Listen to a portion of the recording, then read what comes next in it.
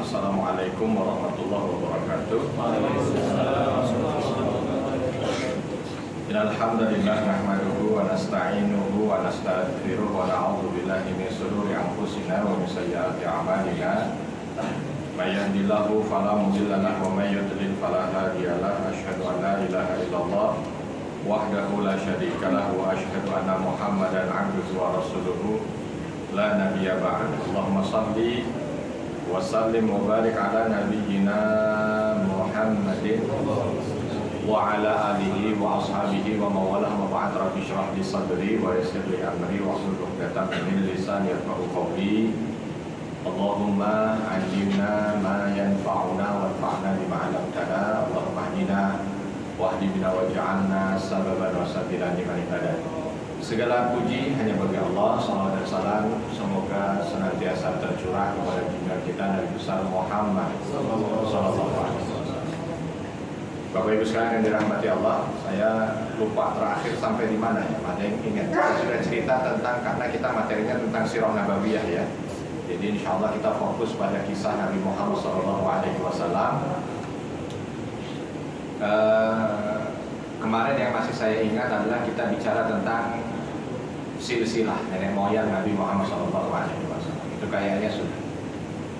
Terus kalau cerita tentang tahun gajah sudah atau belum?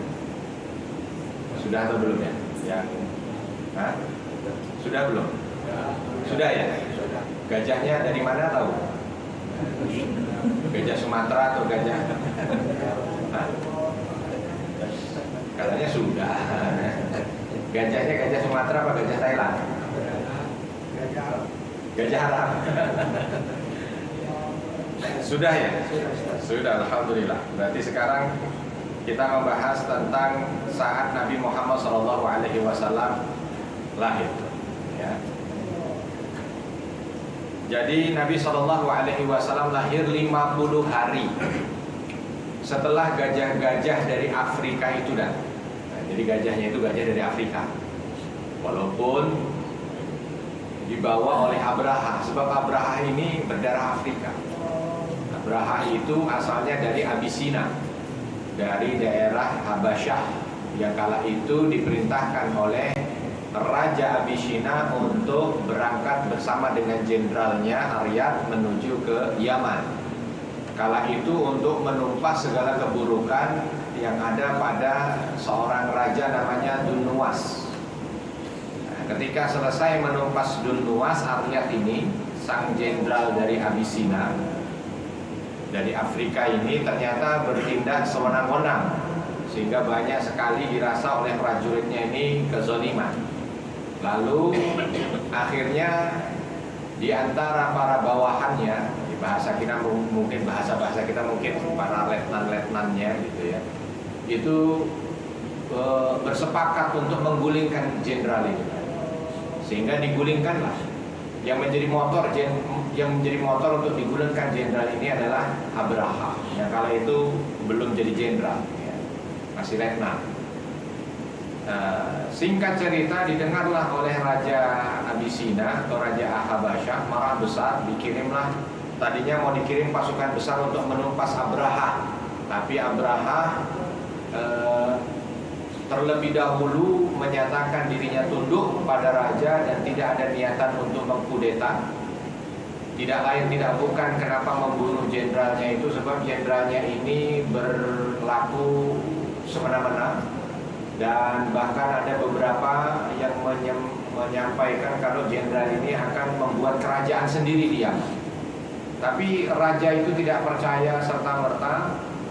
Diadakan investigasi, ternyata hasil investigasinya menyebutkan apa yang disampaikan oleh Abraha benar, sehingga Abraha dibebaskan, tidak jadi dibunuh.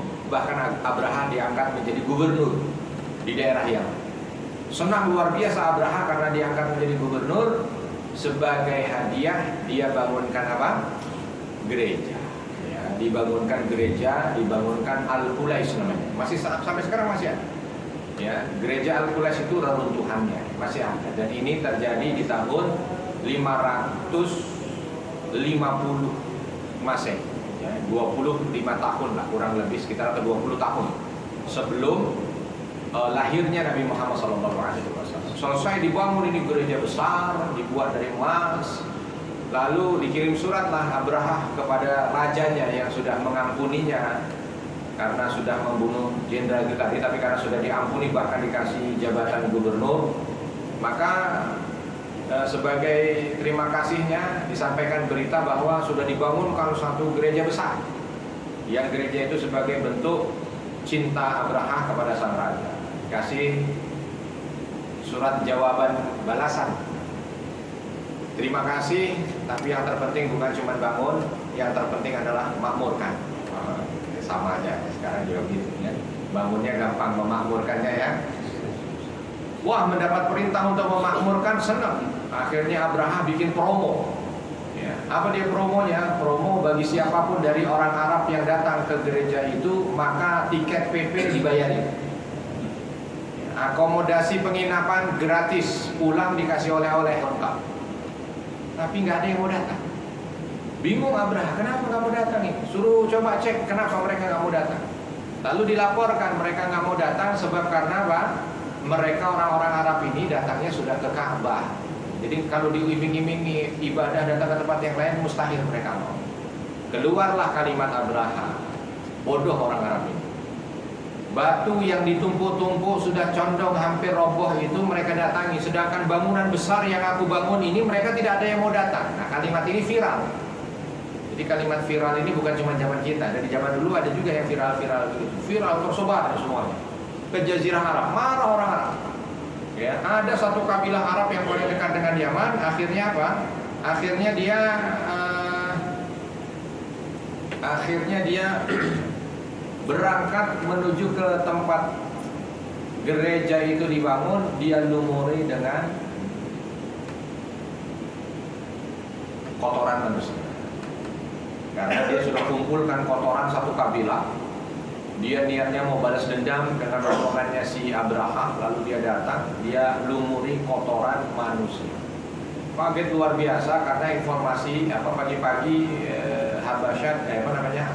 Abraha dapat informasi kalau bangunan yang dia agung-agungkan dihinakan dengan dilumuri kotoran manusia.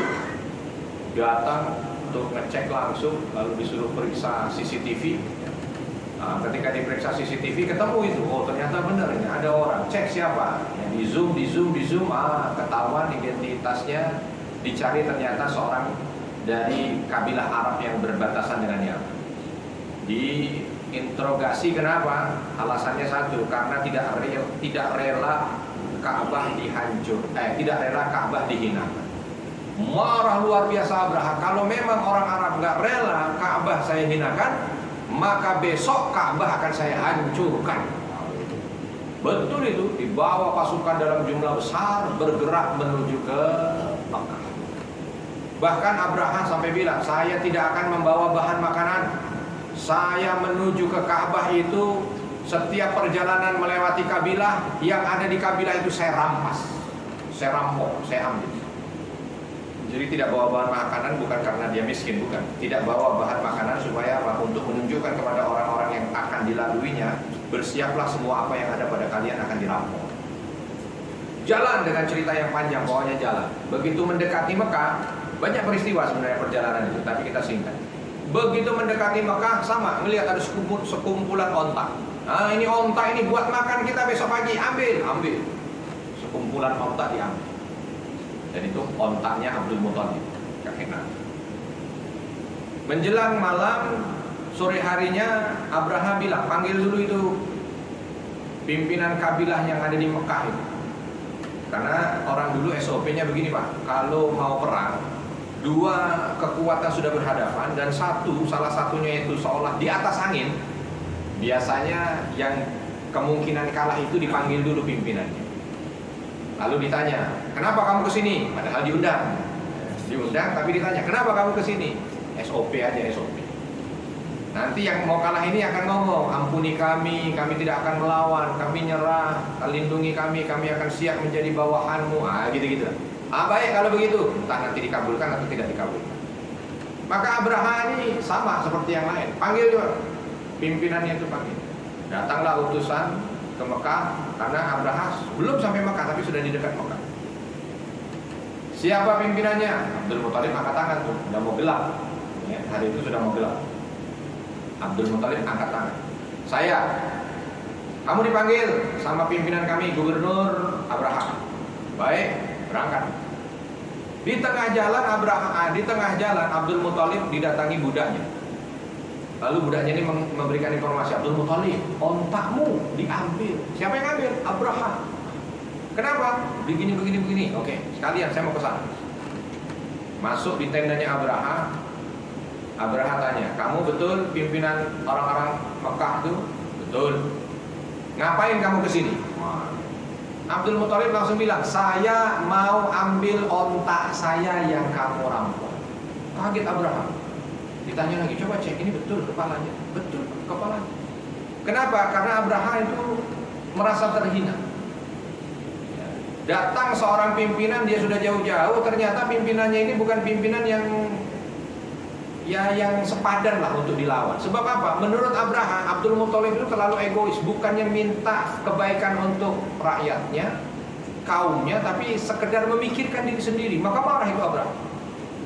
Celakanya kaummu, kata Abraha kepada Abdul Muthalib, memilih engkau menjadi pemimpin yang hanya memikirkan ontaknya, bukan memikirkan kaum.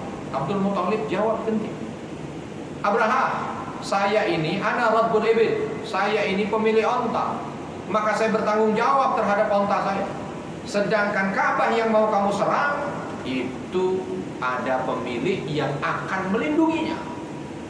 Kalau itu tidak sama sekali paham itu Abraha tentang apa yang diucapkan, tapi udahlah, kalau gitu udah kembalikan aja ontanya. Toh besok juga kita serang tempat. Sambil bawa onta sudah masuk malam hari itu. Abdul Muthalib ketika masuk di Mekah langsung mengatakan kepada seluruh kaumnya, besok pagi matahari terbit segera tinggalkan rumah kalian, sebab akan ada satu kekuatan yang menyerang menghancurkan Mekah dan kalian tidak akan bisa melawan. Betul, habis matahari terbit semuanya bawa, termasuk di situ Nabi SAW dalam kandungan. Karena penyerangan ini 50 hari sebelum Nabi SAW lahir. 50 hari sebelum Nabi SAW lahir. Jadi berapa bulan? Kurang lebih sekitar 7 bulanan ya. Usia Nabi 7 bulan. Dibawa oleh Ibunda Aminah mengungsi.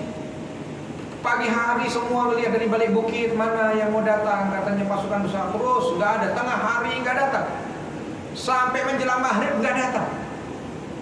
Bingung tuh, kira-kira kemana ini pasukan. Ternyata dapat informasi pasukan ini belum sampai Mekah, belum mendekat Ka'bah, baru sampai di daerah namanya Mina yang sekarang tempat ibadah haji.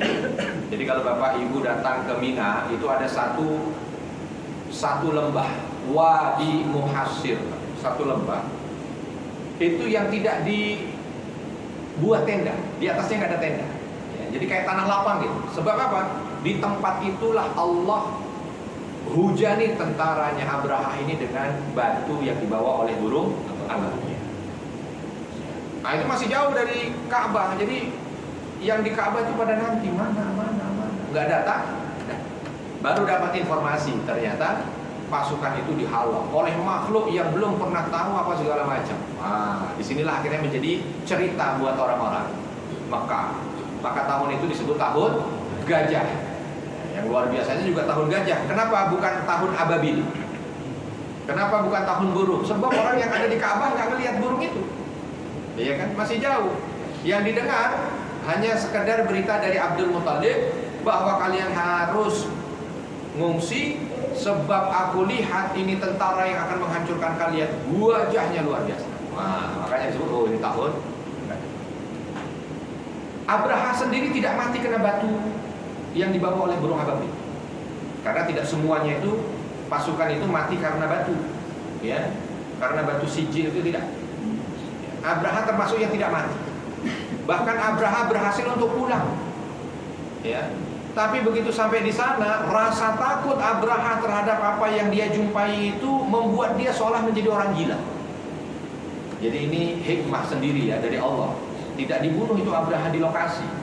tapi dibawa pulang sehingga nanti rakyatnya sendiri itu yang melihat betapa mengerikannya orang yang ingin berbuat sesuatu yang buruk terhadap Ka'bah, sehingga tidak dilanjutkan. Karena Abraha sendiri sampai di sana terus gitu ya, agak lumayan lama lah waktunya sampai dia mati. Ketakutan, trauma, pokoknya segala macam lah. Sehingga itu menjadi pelajaran tersendiri buat kaumnya, buat tentaranya. Nggak ada berita setelah itu ada penyerangan lagi dari daerah Yaman, nggak.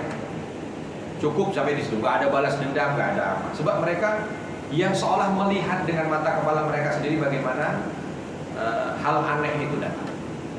Lalu Nabi SAW 50 hari setelah lahir. Nah, begitu lahir, Bapak dan Ibu sekalian yang dirahmati Allah, ini ada kisah tentang sejarah penamaan Nabi itu dengan nama Muhammad. Sebelum ada gajah itu, agak lumayan lama lah, sekitar kurang lebih setahun sebelum gajah menyerang Ka'bah itu, Abdul Muthalib ini melakukan perjalanan dengan 3 orang.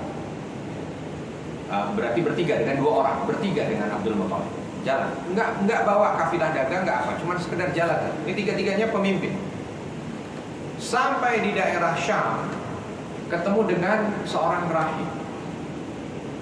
Rahib ini bilang, ya biasalah tanya-tanya, kamu dari mana? Dijawab, dari Mekah. Kenapa kamu kesini? Nah, emang kenapa? Ini adalah waktunya yang akan menjadi nabi akhir zaman itu dilahirkan. 3 orang ini nggak peduli, termasuk Abdul Muthalib nggak peduli. Sebab Abdul Muthalib dan 2 orang yang lain ini pagan, penyembah berhala, nggak peduli dengan agama-agama samawi, baik Yahudi ataupun Nasrani, nggak peduli. Maka seolah sambil lalu saja, cuman seolah mereka ingin tahu lebih lanjut aja. Mosok segitunya tempat saya tinggal ini, mosok segitunya Mekah di mana saya memimpin ini.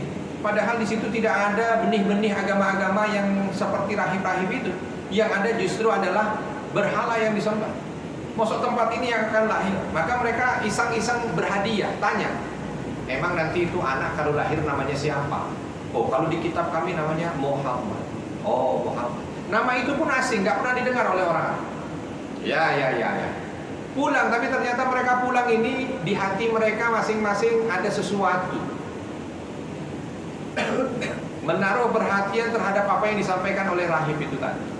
Sehingga begitu sampai di rumah, orang pertama lahir cucu laki-laki. Bukan Abdul Muthalib ya, lahir cucu laki-laki. Begitu lahir cucu laki-laki dikasih nama Muhammad. Yang 2 kan yang tahu cuma bertiga kan, yang 2 udah tengok-tengok, oh kakaknya nggak percaya ternyata pakai itu. Nggak lama dari itu meninggal lah, cucu itu meninggal. Wow, yang 2 udah mulai ketar-ketir, wah meninggal. Nggak lama dari itu orang yang kedua lahir anak laki-lakinya, bukan cucu, lahir anak laki-lakinya, dikasih nama Muhammad juga. Yang satu yang sudah pernah punya pengalaman, ngomongnya mungkin ya tinggal tunggu waktu, cucu saya kasih nama Muhammad, meninggal. Kamu anak kamu kasih nama Muhammad. Meninggal juga sama, meninggal juga. Terakhir Abdul Muthalib. Abdul Muthalib punya cucu. Cuman Abdul Muthalib, tadinya Abdul Muthalib ini udah 2 teman saya punya cucu, punya anak, dikasih nama Muhammad, meninggal. Saya nggak bakal. Enggak, udah lupakan, kata Abdul Muthalib begitu. Enggak akan dikasih nama Muhammad. Tapi detik-detik hari menjelang lahirnya Nabi ini, kalau Abdul Muthalib lagi keluar gitu ya, dari putaran Ka'bah keluar melihat ternak-ternaknya, tiba-tiba berpapasan dengan orang, menyampaikan berita, bingung. Nah, di hari Nabi lahir, di hari Nabi SAW lahir, Aminah ini ketika lahir kan orang Arab punya adat yang kasih nama harus bapaknya, nggak boleh ibunya, bapaknya. Kalau bapaknya nggak ada berarti dikasih kakeknya. Maka kala itu ketika bayi Nabi itu lahir, Aminah nggak kasih nama, hanya titipkan kepada pembantunya kala itu, Ummu Aiman, dikasih itu, lalu diminta kasihkan ini ke kakeknya, kasih nama. Tapi kalau boleh aku pesan, bilang kalau berkenan kasih nama anak ini Muhammad. Ya pembantunya bawa aja langsung gedor pintu Abdul Muthalib. Cucumu lahir, wah senang luar biasa, lahir anaknya Abdullah. Begitu mau diambil, mau dibawa ke Ka'bah, mau dikasih nama, membantu Aminah bilang, tapi ibunya pesan, kalau engkau berkenan kasih nama anak ini Muhammad. Kaget Abdul Muthalib, nggak jadi ke Ka'bah karena orang dulu ngasih nama itu muter Ka'bah dulu, nanti di atas pintu Ka'bah dikasih nama. Bukannya ke Ka'bah, langsung menuju ke rumahnya Aminah. Rumah Aminah di mana? Letaknya? Di mana letaknya rumah Aminah? Di sekarang tempat di mana ada museum rumah lahirnya Nabi. Yang sekarang jadi perpustakaan. Jadi situ. Berangkat ke sana. Abdul Muthalib tanya sama Aminah, "Wahai Aminah, kenapa anak ini harus aku beri nama Muhammad?" Aminah jawab, "Ayah, sebab aku sebelum anak ini lahir selalu mimpi didatangi oleh orang yang begitu rupawan, bersih, wangi, dan tidak ada tampang berniat buruk, datang kepadaku hanya mengatakan, beri nama anakmu Muhammad, beri nama anakmu Muhammad."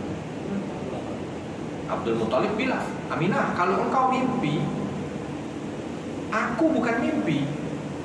Beberapa hari terakhir ini aku jumpa dengan orang yang sama, ciri-cirinya seperti apa yang kau sebutkan itu, dan dia selalu meminta padamu, cucumu akan lahir, beri nama dia Muhammad." Tadinya nggak mau diceritakan tentang mukadimah itu. 2 orang teman saya ngasih nama hanya Muhammad, saya nggak mau. Dan besok ketemu lagi. Maka ini berarti petunjuk dari langit. Tadinya udah nggak digubris, mau dikasih nama yang lain. Tapi karena begini bertemu antara mimpi ibunya dan apa yang dialami oleh Abdul Muthalib, singkat cerita langsung dibawa ke Ka'bah. Begitu dibawa ke Ka'bah, diangkat, semua orang sudah nanti, sebab ini anaknya Abdullah. Anaknya Abdullah ini istilahnya adalah orang yang Abdullah itu kan yang betul-betul mendapat hati di tengah masyarakat Quraisy. Maka mereka melihat Abdullah ternyata wafat muda, ya, diharapkan ini anaknya menjadi pengganti. Betul, begitu Nabi ini diajak tawaf untuk diberi nama, semua orang ikut. Begitu diangkat, aku beri nama anak ini Muhammad. Oh, orang-orang Quraisy di luar dugaan protes. Abdul Muthalib, kenapa kau beri nama anak ini Muhammad? Yang 2 ini diam aja. Ya, yang 2 diam aja. Orang Quraisy bukan perkara karena meninggal, bukan, tapi orang Quraisy sebab mereka itu punya tradisi. Kalau ada anak yang dia harapkan anak ini nanti kelak menjadi tokoh besar, maka biasanya itu akan diberi nama oleh atau diberi nama dengan nama leluhurnya. Yang sudah pernah, mungkin dikasih nama Hashim, mungkin dikasih nama Qusay, mungkin dikasih nama Murrah dan lain sebagainya. Bukan nama Muhammad, nggak pernah didengar. Kok tiba-tiba dikasih nama yang nggak pernah didengar, padahal mereka banyak menaruh harapan dengan bayi. Abdul Muthalib nggak banyak cerita, sebab kalau cerita nanti panjang lagi ceritanya kan. Tak ketahuilah bahwa ibu anak ini mimpi, saya juga. Nanti panjang. Abdul Muthalib nggak pakai begitu. Ini kemampuan Abdul Muthalib dalam berkomunikasi. Nggak semuanya dibeberkan. Yang penting-penting, yang bisa diterima, yang perlu diolah, baru disampaikan. Ya, karena politisi sejati Abdul Muthalib. Maka Abdul Muthalib hanya mengatakan, anak ini aku beri nama Muhammad agar dia terpuji di langit dan terpuji di bumi. Karena arti Muhammad itu terpuji. Oh, mendengar alasan itu orang Quraisy diam. Dan ini yang luar biasa nama Muhammad ini, Bapak dan Ibu. Ini sendiri membuat musuh-musuh Nabi itu agak kagok ketika nanti mereka ingin menghina Nabi. Contoh Abu Jahal. Abu Jahal ini paling bingung kalau mau menghina Nabi. Karena ya Muhammad itu artinya wahai orang terpuji. Kan bingung. Ya kita karena kita bukan bahasa kita kan.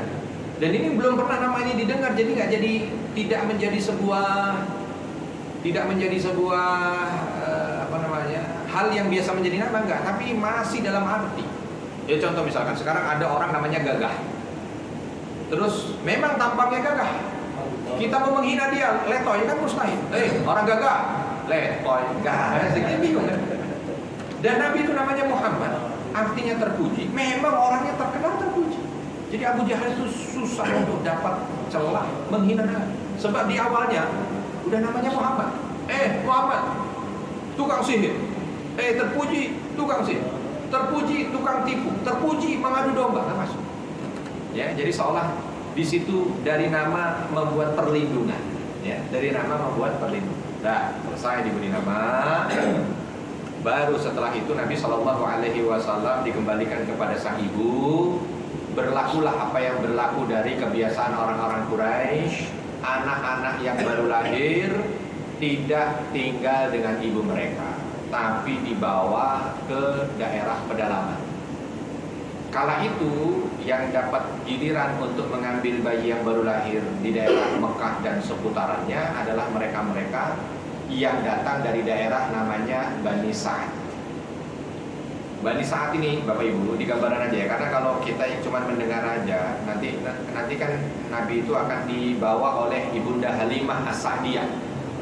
Ya, Halimah As-Sa'diyah dibawa tuh ke kampung Bani Sa'ad. Kalau orang yang nggak tahu kampung Bani Sa'ad di mana, mungkin bayangannya cuma dibawa sejam 2 jam nyampe. Enggak. Bani Sa'ad itu ada di selatan Mekah. Jaraknya kalau naik mobil kurang lebih sekitar 3 jam. Berarti kalau naik onta 3 hari. 3 hari, bukan dekat, 3 hari. Ya, dulu saya ketika belum tahu itu di mana lokasi Bani Sa'ad dan belum datang ke sana, itu ngiranya tuh Nabi dibawa ke Bani Sa'ad. Nah, mungkin dibawanya paling cuma sejam 2 jam naik onta. Begitu naik mobil aja 3 jam. Wah, ini berarti kalau naik onta 3 hari. Ya, jadi dibawanya itu dalam kondisi bayi masih merah itu 3 hari. Kenapa orang-orang Quraisy kok bayi-bayi ini dibawa ke pedalaman, tidak diasuh sendiri oleh ibunya? Ini ada alasan di antara mereka. Sekarang udah enggak. Ya, orang sekarang kalau ada bayi lahir di Mekah ya udah tinggalnya di Mekah, nggak dibawa ke pedalaman. Ini zaman masa itu.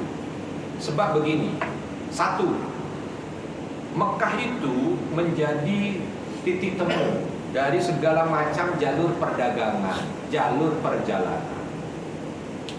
Jadi terkadang sangat mudah sekali di Mekah itu terjangkit penyakit, virus yang dibawa. Sehingga banyak momen di mana anak-anak itu ketika lahir mati. Kenapa? Karena virus dan wabah yang terjangkit.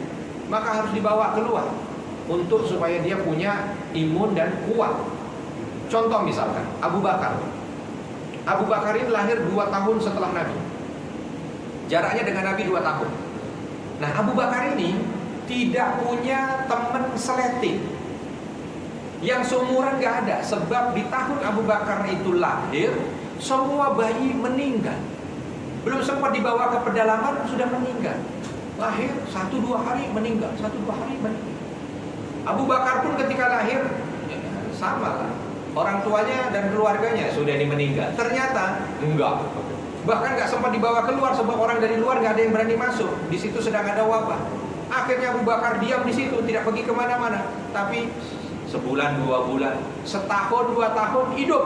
Akhirnya orang ngasih gelar, ngasih julukan ke Abu Bakar. Apa dia? Atir namanya. Al-Atir.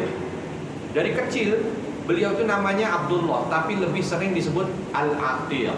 Artinya Al-Atir yang terbebas. Kenapa disebut terbebas? Sebab beliau lahir di masa wabah dan beliau itu terbebas, enggak meninggal. Sampai gede namanya Al-Atik, sampai masuk Islam namanya Al-Atik, dikenalnya dengan nama Al-Atik. Lalu Nabi ketika sudah masuk ke Islam dan sudah menjadi sahabat dekat Nabi, Nabi mengatakan biarkan orang-orang menyebutmu Al-Atik. Biar orang-orang memanggilmu Al-Atik.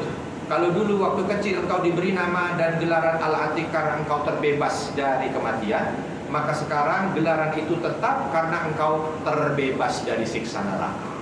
Al-Atir namanya. Harusnya laki-laki ya. Al-Atir. Di tempat kita jadi nama perempuan, Atik. Atik. Atiqah. Nah, itu alasannya. Satu, kenapa dibawa gitu ya? Bukan karena Ibunda Aminah tidak cinta dengan anaknya. Walah, itu budaya orang Arab memang begitu yang ada di seputaran Mekah, dibawa menuju ke pedalaman. Itu satu. Yang kedua, supaya mereka ini mampu, karena Mekah ini kan tempat pertemuan berbagai bangsa. Maka pada masa itu karena ini pertemuan berbagai bangsa yang bahasanya satu dengan lain berbeda, maka Mekah termasuk daerah yang paling awal rusak bahasanya. Nah, orang Arab ini punya satu hukum yang tak tertulis. Mereka ini menjadi orang terhormat bukan sekedar karena harta. Mereka bukan menjadi orang terhormat bukan hanya sekedar karena nasab, tapi mereka bisa menjadi terhormat karena bahasa yang diucapkan. Jadi kalau mau melihat orang itu pada masa itu ya, kalau mau melihat orang ini perlu dihormati atau tidak dilihat dari bahasanya. Wih, bahasanya tinggi, langsung semua orang anggap dia bangsawan. Tapi begitu dia bahasanya, aduh bahasanya hancur. Berarti walaupun bapaknya itu orang kaya raya sedang, tetap di mata orang-orang langsung turun derajat. Maka dibawa nih ke pedalaman-pedalaman, dan pedalaman ini dipilih pedalaman-pedalaman yang memang memiliki tingkat bahasa yang tinggi. Imam Syafi'i rahimahullah termasuk yang seperti itu. Ibundanya ketika datang miskin papa, walaupun keturunan Quraisy, miskin papa, awalnya nggak dianggap. Tapi ketika Imam Syafi'i belajar dari salah satu suku pedalaman Hudzail yang punya bahasa tinggi, datang ke Mekah, terhormat. Kenapa? Bahasa. Sama lah, kita juga masih ada ya, model-model itu masih ada. Kalau ada orang gitu ya, dari tampang biasa aja tiba-tiba bahasa Inggrisnya canggih gitu kan, orang suka gitu. Hanya gara-gara faktor apa? Bahasa. Perkara dompetnya tipis nggak tipis orang nggak lihat, cuman bahasa Inggrisnya cascis orang langsung. Di Arab masih begitu Pak. Itu kalau di imigrasi gitu kan, dia persulit apa segala macam, kita pakai bahasa Indonesia. Tapi kalau pakai bahasa Inggris, langsung ini bisa orang Inggris. Orang Arabnya nggak bisa bahasa Inggris, tapi karena orang bisa punya privilege. Es teh tuh kalau ditulis es teh begitu, itu harganya 5.000. Tapi kalau dirubah jadi bahasa Inggris, iced tea harganya berapa? Nah, naik kan? 12.000. Faktor apa? Bahasa. Isinya sama. Soto gitu ya, kalau di bahasa Inggris kan agak lain nilainya. Kalau nasi goreng berapa? 12.000. Kalau diganti dengan apa namanya? Fried rice, wah itu harganya lain. Padahal ini beda bahasa aja. Ya, itulah dia bahasa. Makanya dulu orang-orang ini bawa ke sana supaya belajar bahasanya, supaya belajar, ya, biar pusat, biar baik. Itu alasan kedua. Alasan ketiga, di Mekah itu memang karena kondisi alamnya sudah terlalu terkontaminasi, jadi kadang-kadang membuat orang itu melatih fisik susah. Padahal orang pada masa itu orang itu bisa bertahan hidup atau tidak bukan cuma sekedar dengan otak, tapi dengan fisik. Dia harus mampu perang, dia harus mampu bertahan. Nah kalau di Mekah nggak bisa, mau belajar di mana di Mekah? Keluar dikit ntar ada pedagang tiba-tiba ngelihat ada anak kecil dimasukin kotak dijual, jadi nggak aman. Bawa ke Mesir jadi budak. Ibunya nyari mana anaknya tadi, katanya mau belajar maraton, ini tiba-tiba hilang diambil sama orang. Jadi kondisi keamanan nggak bagus, sehingga harus dibawa ke pedalaman yang memang terisolir, sehingga dia bisa belajar berlari, belajar berkuda, belajar memanah, belajar. Nah itulah alasan. Nah Nabi SAW termasuk yang hidup di masa itu, yang modelnya masih seperti itu. Datanglah sekelompok dari Bani Sa'id, banyak yang datang. Ada satu keluarga, Halimah As-Sa'diyah. Keluarga ini datang belakangan Pak, berangkatnya sama dari Bani Sa'ad barengan. Tapi karena ontaknya itu kurus dan dia membawa anak kecil yang suka nangis, ontaknya juga tidak mengeluarkan susu untuk bisa diperah. Akhirnya perjalanannya ini banyak terhambat, sehingga dia ini paling belakang. Begitu sudah mau sampai Mekah, teman-temannya udah pada pulang bawa bayi. Dia belum, masuknya belum, jadi papasan di jalan. Bahasa kita sekarang mungkin diklakson, non. Nah, ini belum, ini udah pulang udah bawa, ini belum. Masuklah Mekah, ketika masuk Mekah muter, nggak ada sisa bayi, kecuali hanya bayi baginda Nabi Muhammad SAW. Yang lain udah dibawa pergi semua, nggak ada sisa bayi. Kala itu bingung, Halimah ini. Ya. Halimah kala itu bingung. dengan suaminya. Siapa nama suami Halimah? Nama suaminya adalah Pak Halimah.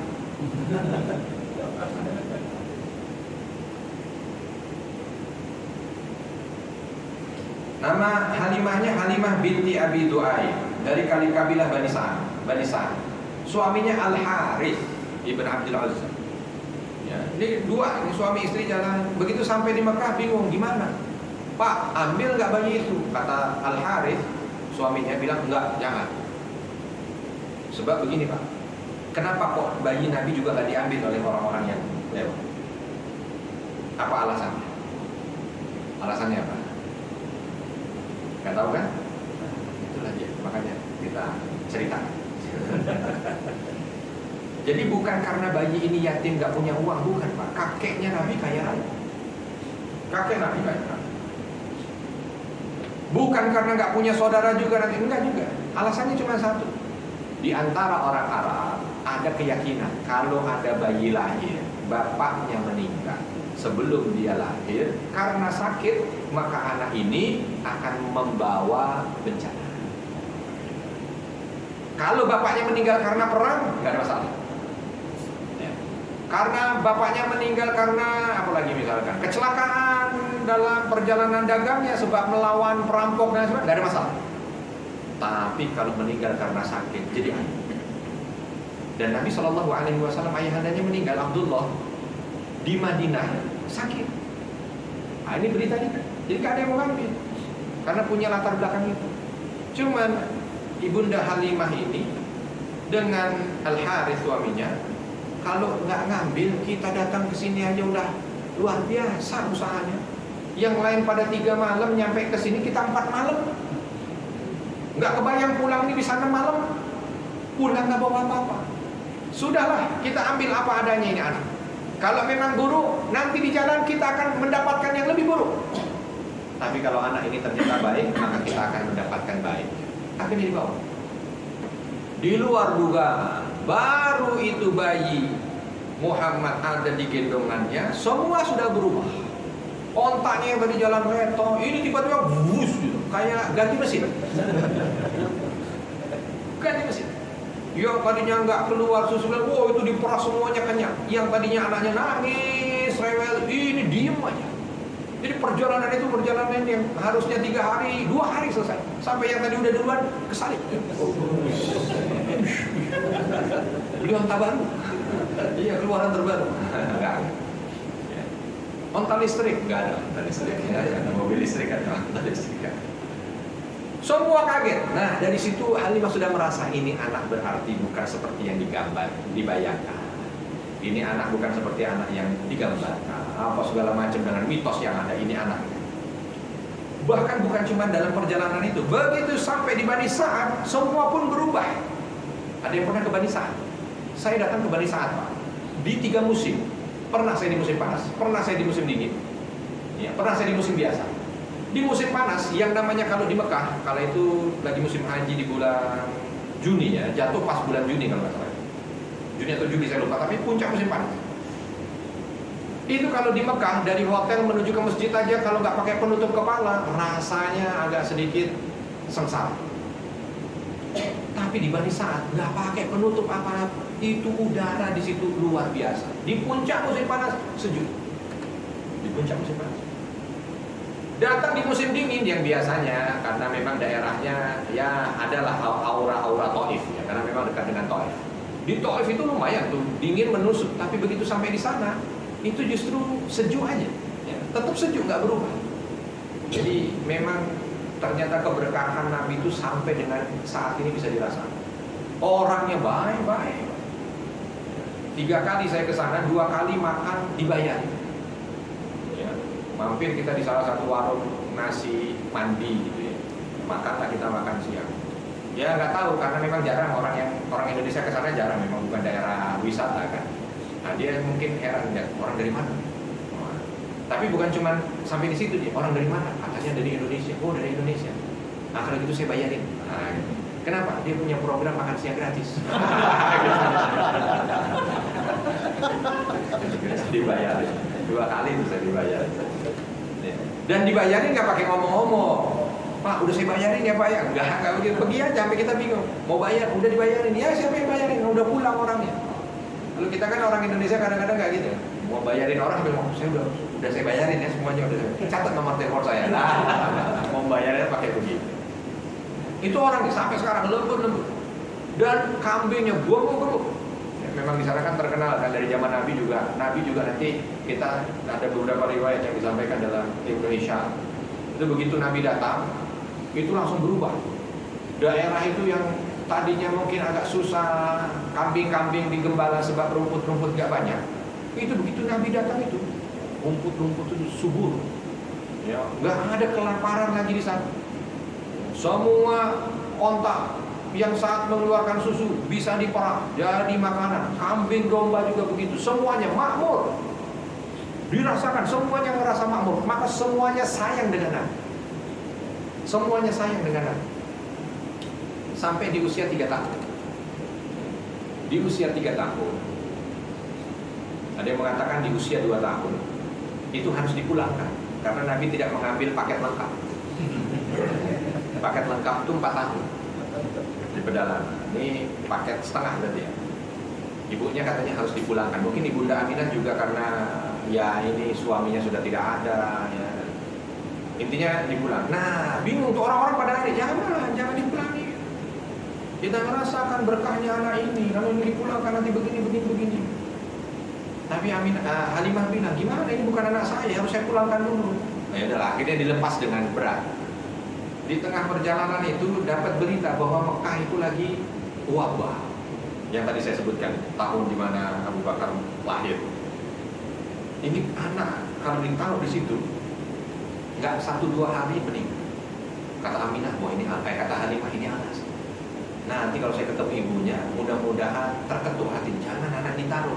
Sebab kita nggak, kalau ini meninggal, udah biar saya bawa dulu aja. Nah betul, begitu sampai di sana adalah cerita-cerita dikit. Nanti ada riwayat tentang bagaimana, karena Halimah ngadu sama Ibunda Aminah, ini anak saya bawa tidak ada susahnya, ini anak saya bawa justru Bani Sa'ad semuanya merasakan berkahnya. Ibunda Aminah baru cerita, saya pun waktu mengandung anak ini pun tidak ada rasa beratnya sama sekali, tidak seperti yang diceritakan oleh kebanyakan orang. Bahkan ketika anak ini lahir, di waktu yang bersamaan berita setelahnya saya dengar bahwa tiang-tiang di istana Romawi pada hancur, padahal tidak ada, pada runtuh, padahal tidak ada gempa. Api yang disembah di Persia mati, ya, tidak ada badai, tidak ada apa. Akhirnya bertemulah cerita mereka untuk saling menjaga. Berarti ada sesuatu untuk anak itu. Tapi di antara itu saja, makanya Halimah nanti masuk ke dalam Islam. Ibunda Aminah meninggal dua. Akhirnya dibawa pergi lagi, wah senang luar biasa. Dan semua yang ada di situ juga senang.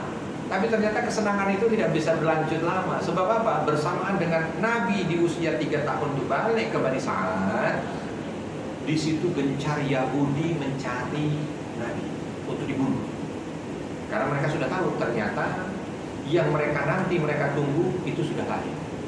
Dan mereka coba sebar intelijennya untuk melihat mana-mana semuanya tertuju pada Nabi. Maka semuanya mau membunuh. Karena itu Bani Sa'ad siaga-siaga untuk menjaga. Ada pernah masuk diam-diam, ada pernah masuk sekelompok, ada pernah masuk. Tapi semuanya mau masih menjaga. Sampai pada momen Nabi usia 4 tahun. Nabi usia 4 tahun ternyata ada kejadian besar. Nabi diculik.